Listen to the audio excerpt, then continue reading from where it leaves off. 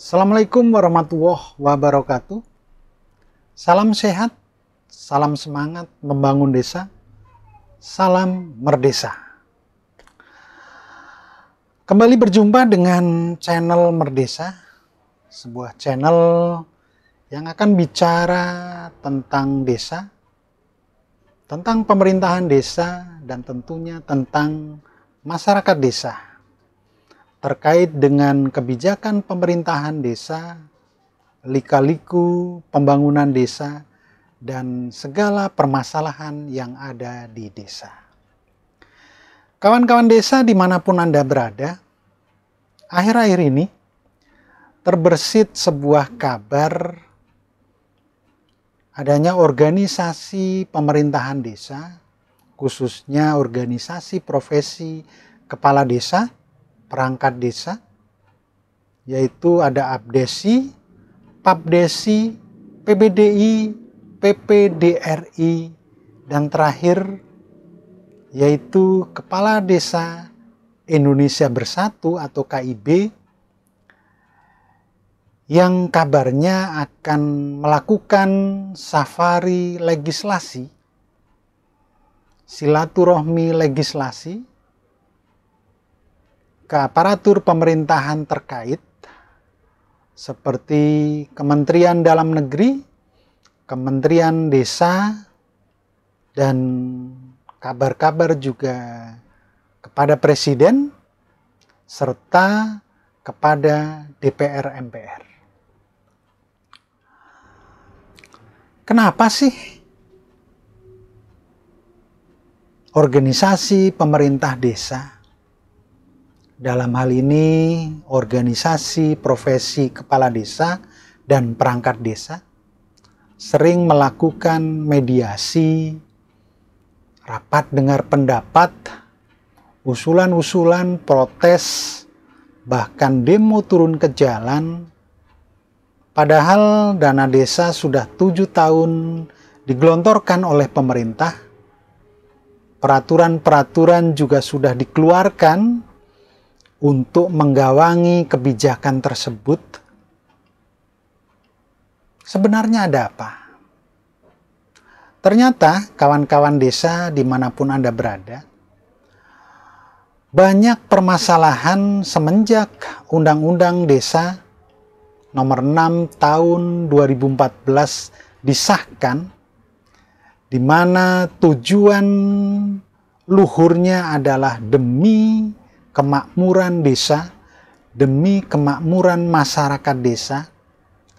Akan tetapi aturan-aturan di bawahnya kadang ambigu, abu-abu, dan cenderung mendiskreditkan desa, dalam hal ini pemerintah desa.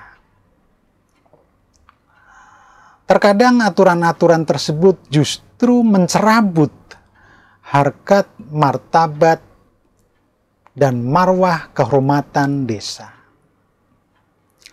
Salah satunya yang menjadi poin usulan atau poin pembahasan yang selalu disampaikan oleh para ketua atau para wakil daripada organisasi pemerintahan desa tersebut adalah tentang syarat calon kepala desa. Ditegaskan dalam pasal 33 ayat atau angka 7 di dalam pasal tersebut menyatakan bahwa calon kepala desa sekurang-kurangnya harus bertempat tinggal di desa tersebut, dibuktikan dengan KTP desa tersebut sekurang-kurangnya 1 tahun. Akan tetapi ini dicabut dengan putusan MK nomor 128 garis miring PUU strip angka Romawi 8 garis miring 2015. Yang mana syarat pada ayat tersebut tidak diberlakukan lagi. MK memutuskan bahwa syarat calon kepala desa boleh ber-KTP atau boleh bertempat tinggal dimanapun sebatas masih di dalam wilayah Negara Kesatuan Republik Indonesia. Artinya, selama ia adalah warga negara Indonesia ber-KTP WNI, dia dapat mencalonkan diri sebagai calon kepala desa di mana desa yang ia kehendaki. Betapa keputusan ini sebenarnya blunder, kawan-kawan desa. Sangat-sangat tak menghormati marwah kedaulatan desa. Asas kemandirian desa dengan kearifan lokalnya sepatutnya dihormati dengan tak memaksakan asas nasionalisme yang kebablasan. Bahwa setiap warga negara berhak menjalankan hak politiknya, dalam hal ini mencalonkan dirinya sebagai kepala desa di seluruh wilayah hukum negara Indonesia. Ada wilayah yang harus dihormati dan dijunjung tinggi akan desa yang telah dijamin oleh undang-undang, yaitu desa berhak menentukan masa depan demi kebaikan desanya sesuai kemampuannya sendiri dan kearifan lokal desanya. Maka kawan-kawan para pengurus organisasi pemerintahan desa, kawan-kawan pemerhati desa, bisa dikatakan sangat curiga. Sebenarnya ada kepentingan apa di balik ini? Karena potensi masalah yang akan terjadi sangat luar biasa.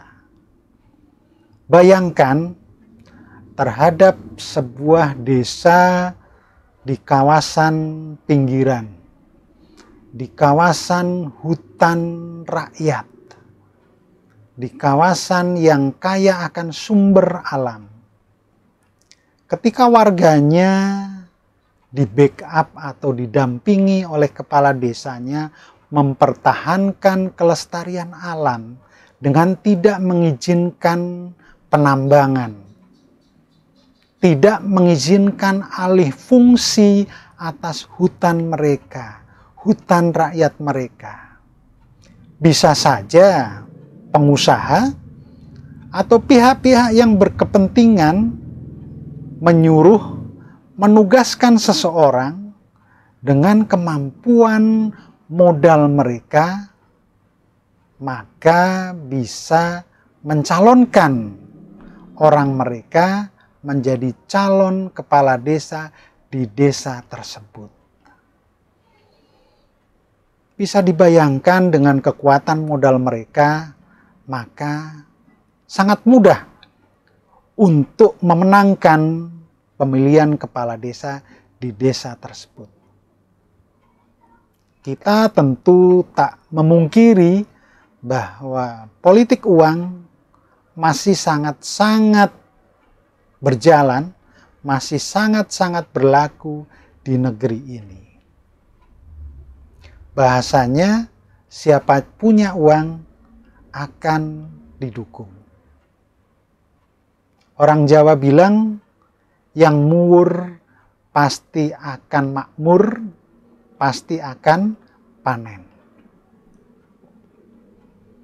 Maka dengan kekuatan modal mereka, sangat-sangat bisa dipastikan kepala desa yang terpilih nantinya akan bisa mengarahkan dengan kebijakan mereka alih fungsi hutan rakyat misalnya, atau penambangan terhadap sumber daya alam dengan mengorbankan kelestarian alam di desa tersebut.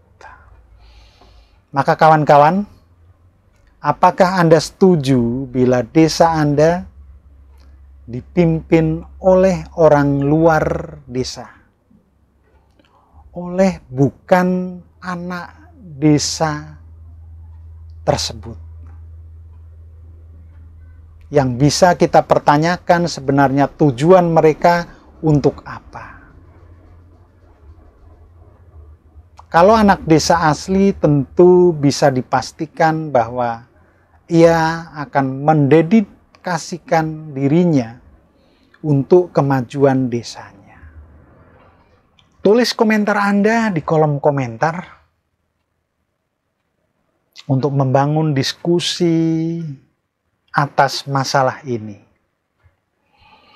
Dan mohon doa restunya agar perjuangan dari kawan-kawan kepala desa dan aparat desa yang akan melakukan silaturahmi legislasi di DPR MPR atau silaturahmi terhadap pemerintah yang di atasnya bisa berhasil untuk bisa meninjau ulang keputusan MK yang blunder tadi. Maka like, komen, dan share video ini untuk perkembangan channel Merdesa, untuk kemajuan desa, dan untuk kedaulatan desa. Jangan lupa juga untuk subscribe channel ini demi kemajuan desa tercinta. Tetap semangat untuk membangun desa. Salam Merdesa. I know you told your friend you're not okay. And tell me what's wrong and why you never said you felt that way. And guess you're trying to stay strong and fake a smile until I look away. But I've known you too long, it hurts to watch your blue eyes fade to gray as you fade away.